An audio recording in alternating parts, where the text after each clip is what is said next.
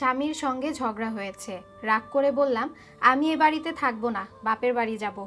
কথাটা শুনে স্বামীর মুখ ফ্যাকাশে হয়ে গেল।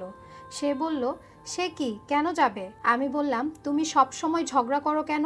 স্বামী বলল, সব সময় কোথায় ঝগড়া করলাম, সারাদিন থাকি অফিসে, রাতটুকু সময় পাই।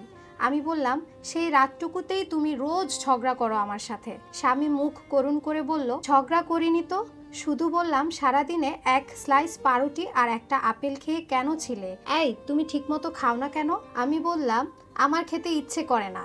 স্বামী বলল, কেন করে না? আমি বললাম, ঝগড়াই করো, জানতে হবে না। স্বামীর মুখ করুণ হয়ে গেল। ছেলেটাকে জ্বালাতে বড্ড ভালো লাগে।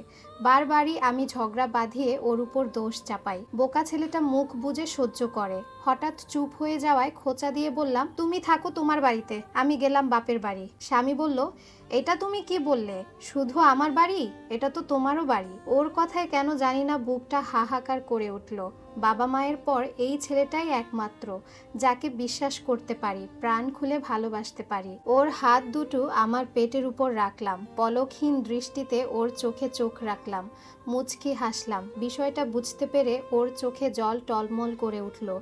জড়িয়ে ধরে বলল, ভালোবাসি। আমি বললাম, শুধু আমাকে? স্বামী বলল, তোমাকেও, সাথে নতুন যে আসছে তাকেও।